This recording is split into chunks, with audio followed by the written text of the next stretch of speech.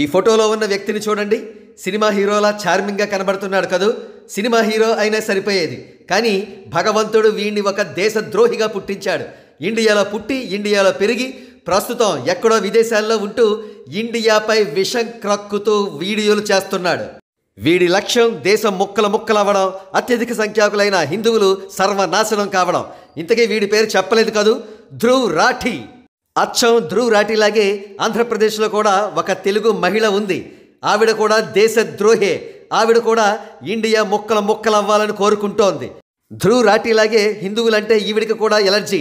ఎన్నో వీడియోలను విషం క్రక్కుతూ చేస్తూ ఉంటుంది, తెలుగులో మాట్లాడుతుంది. తాజాగా ఈవిడ చేసిన వీడియోపై చిన్న అనాలిసిస్ చేద్దాం. ఇక్కడ హెడ్డింగ్ ఏమని ఉందంటే, explained J&K election after article 370 తులసి చందు.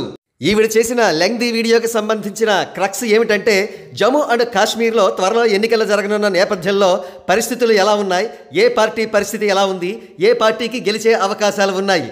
క్రక్స్ వరకు అంతా బాగానే ఉన్నట్లుగా కనిపిస్తోంది. కానీ ఈవిడ ఏ విధంగా భారత్పై విషం క్రక్కిందో మనం కొన్ని పాయింట్స్ ద్వారా తెలుసుకోవచ్చు. ఈవిడ అంటుంది కదా, కేంద్ర ప్రభుత్వం ఆర్టికల్ 370ని 35ని రద్దు చేశాక కూడా అన్ఎంప్లాయ్మెంట్ రేటు పెరుగుతూనే ఉందట. చాలే సొల్లు ఆపవమ్మా.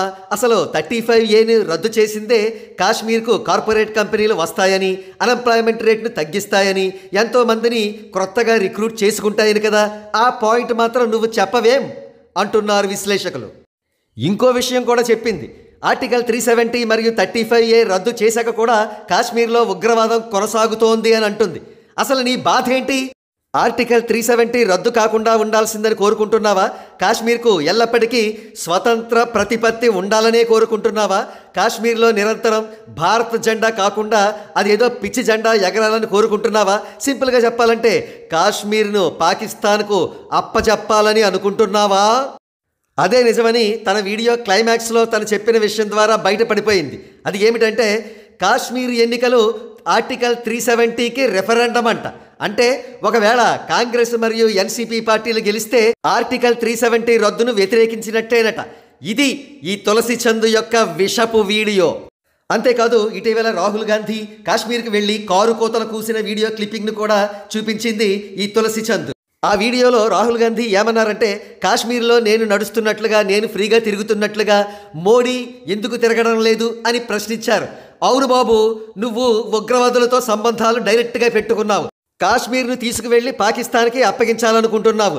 మరి నువ్వు కాకుండా ఇంకెవరు నడుస్తారు కాశ్మీర్ గడ్డపై ఫ్రీగా? ఏది ఏమైనా తులసి చందు లాంటి దేశద్రోహులకు వ్యూవర్సే బుద్ధి చెప్పాలి.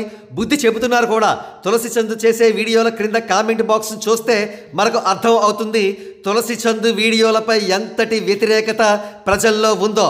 తులసి చందు, మర్యాదగా వీడియోలు చేయడం మానే దేశభక్తి పూరిత వీడియోలు చెయ్యి. అప్పుడే నీ పాప ప్రక్షాళన జరుగుతుంది.